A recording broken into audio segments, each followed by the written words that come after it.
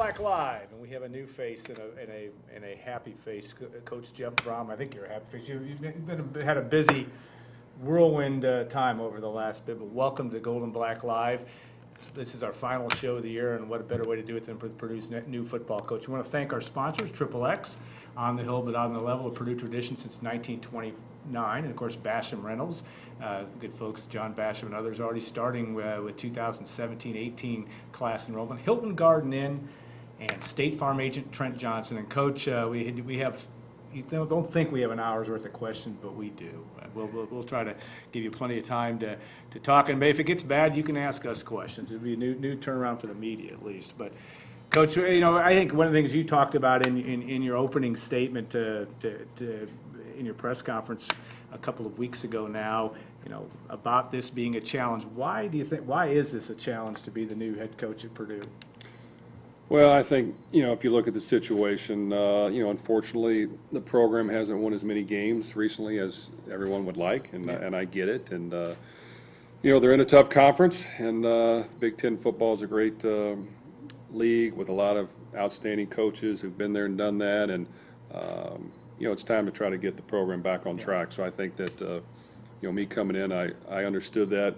But I think that, just looking at the situation and looking at the administration's new commitment to trying to do their part to help the program and to help it get to where we want it to get, and the challenge of doing my part as well is something I'm looking forward to. I think you've got to find a way to do it the right way, start from ground zero. You really can't skip any steps.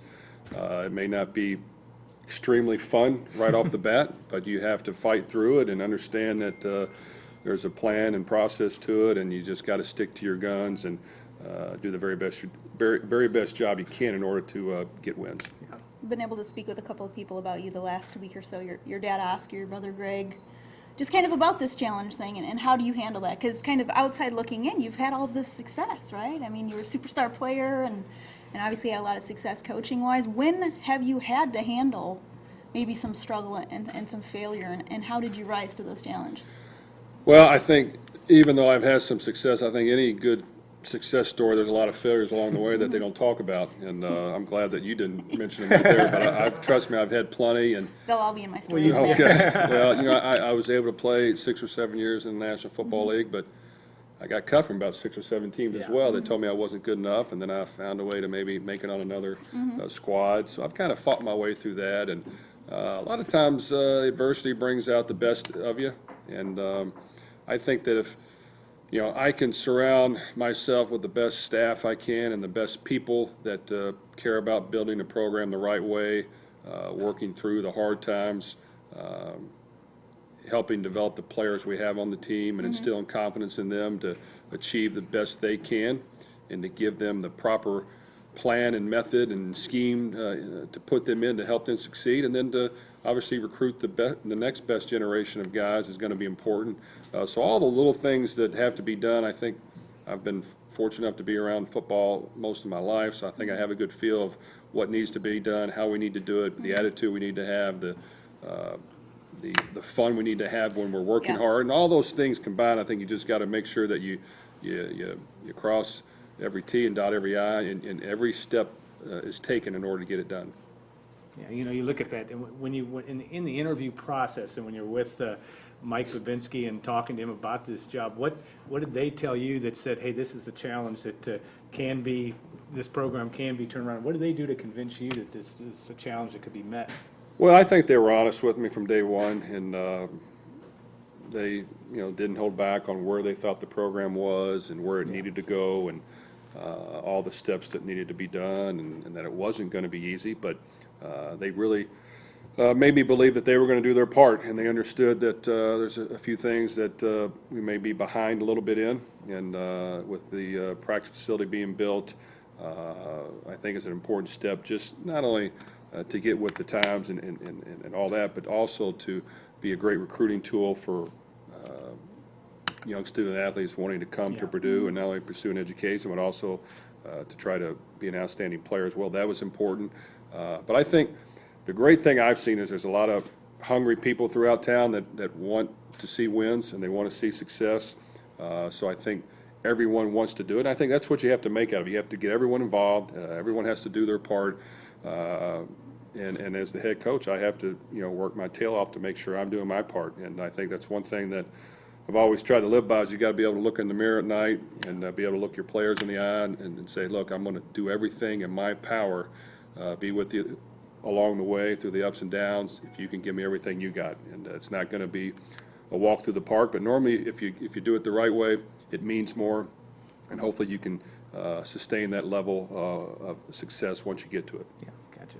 Where does kind of the resolve to keep fighting come from? I mean, again, not to get too specific about the struggles, but there have been injuries in your past that, obviously the broken finger that was pretty disgusting from what I understand, and to come back a month later and not use your hand, your index finger to throw the ball, and obviously the XFL concussion and a lot of things, but why are you that guy who is just like, I'm still going out there? Well, I think the challenge of it can be as much fun as anything. I think even, I'm married now and I have a wife, but even the chase in a relationship is something that can be fun. Yeah. And the things that happen easy, those normally don't work out. So, the fact that there's a lot of work to be done, the fact that there's some great teams we're going to play against each and every year that have a lot of history and tradition, have been winning a lot lately, is a great challenge. A lot of great coaches now in the Big Ten that have proven a lot. That's a great challenge. But I think, I believe I'm a football guy who likes to find ways and be creative and do things that are cutting edge and try to give my team a chance to win, to try to make it fun and enjoyable while we're doing it. I think the aggressive approach we're going to try to take in everything we do is going to be there, and it'll be something we learn along the way, and there'll be adjustments we have to make. But I think that if we can get our players to believe in the fact that they can be as great as they want to be, if we can bring them together as a team, normally you can achieve more than you think. And sometimes when you come into some of these games as underdogs, there's a lot to play for, and we have a chip on their shoulder, and that's kind of the type of players I'm used to coaching. Guys that have a chip on their shoulder, they're out to prove people wrong. They're out to prove people that maybe they should have gotten a bigger scholarship, or they should be somewhere else where it's easier. But to come somewhere where you have to work for it the hard way, to me that means a lot. You said in the press conference, which kind of struck me early on, is nobody is going to outwork you, and that certainly is a trend that are an important part of turning this program around. What does that look like? I mean, when you talk about nobody outworking you in this process, how does that come to the fore? Well, I normally don't talk about that a whole lot. I think that's when I address my team, it's one thing that we try to stress is how can we find an edge, and how can we get an edge in what we do, and sometimes that's harder to do than you think. And when you talk about going to work in the weight room and running outside and throwing outside with the team, that's all great, but everyone else is working hard too. So how can we get an edge? And we try to keep it a secret, but it's not now. But we got to be able to do things when people aren't watching. We got to be able to do things when others are relaxing or playing the Xbox or whatever they got to do. We got to find a way to go the extra mile, and that's just not as a coach. It starts with me. So if I'm going to ask my players to do it, I need to do it. But I want those guys to want to work harder. They want to come over the building, do extra work. They want to study a little bit more. And sometimes if you can get them to where they enjoy it and enjoy the challenge of it, they'll end up showing up more than you think. And I think that if we can build that environment, if we can have a little success along the way, if we can learn to compete on an everyday basis, I do think improvement can be made. When did studying the game become part of your process? Well, you know what, I got a chance to play in the West Coast offense. I've got a chance to play in the Super Bowl, all the different schemes you're in. And as a quarterback who was barely making the team each and every year, you got to find an edge myself. So it was, okay, I was going to know it better than the next person. And if I ever got my chance, I'd be able to produce because I was a little bit smarter and paid attention a little bit more. So all those things mattered. And with that, I got to see, okay, this really does work at the highest level. Okay, this really doesn't. And I think being a former quarterback as a head coach, as a guy who really is involved heavily on the offensive side, that helps. I want to make sure our quarterback looks good, whoever it is. I want to make sure they look good, we take care of him, and he has success, because then you can build the team around him, whoever that quarterback is, whatever his skill set is. So I think I have a little bit of experience in that through success and failure of what should be done and how can we make adjustments. And, so with that, I try to be involved a little bit on every aspect of the team, and even on defense. I think it's about making the quarterback feel uncomfortable. So, I think I know what makes them feel uncomfortable, and how can we kind of use that to our advantage. And, there's just little intricate things that we try to, the details that we pay attention to, all those small things matter. And I think if you can put a lot of guys that want to work hard and care about players and are interested in trying to be creative in what they do on both sides of the ball and special teams, normally you can create some excitement, not only for fans to see, but for your players to play in and make a difference.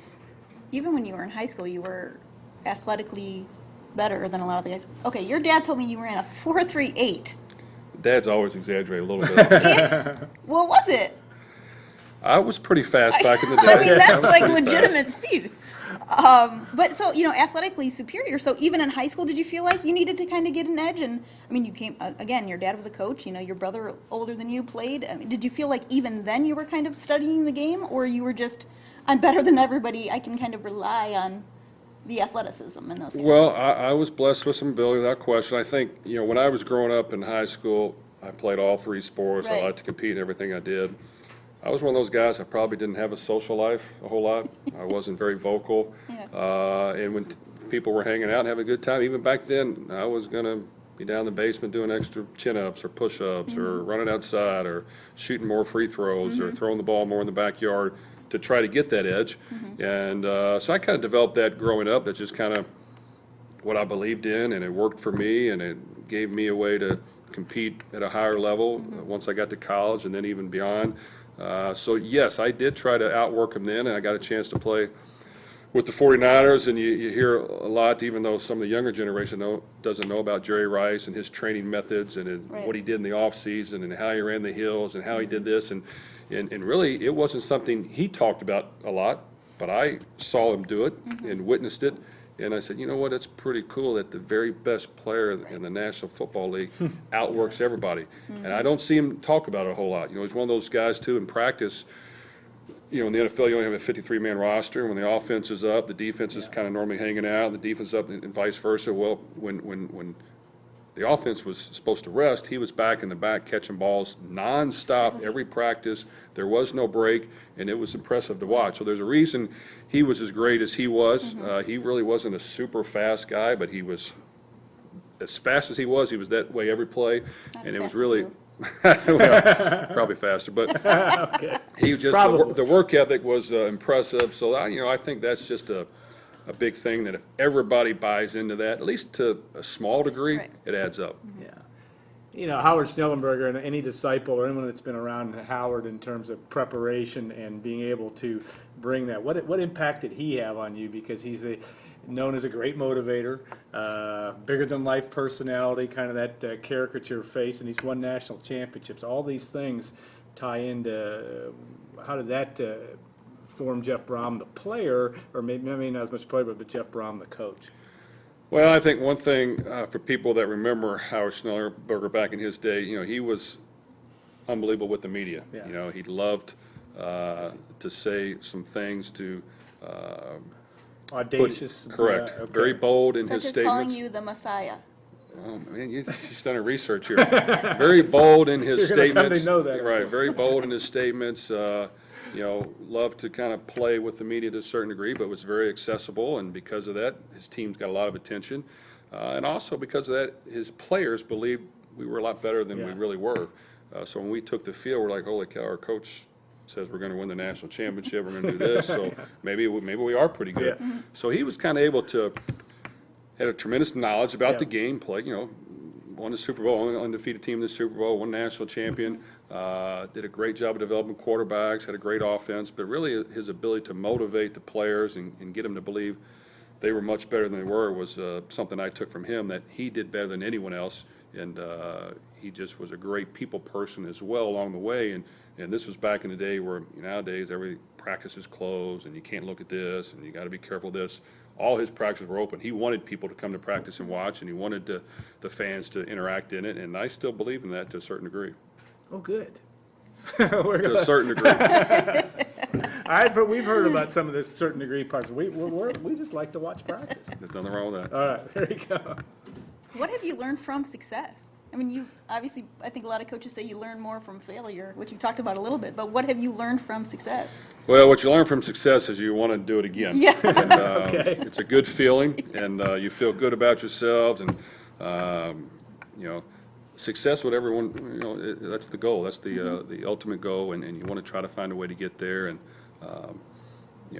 the great thing about what we have here at Purdue is you've got a chance to play against the very best. And right now, the Big Ten's the hottest any conference in the country. They've got Hall of Fame coaches in it, a lot of programs with tremendous history and tradition. And Purdue had that a while back, and now it's time to try to get back to that and create an exciting brand of football to watch and play in, and a competitive team that likes to go out there and compete every day, and coaches that are into it and try to be creative and put our players in a great position to win.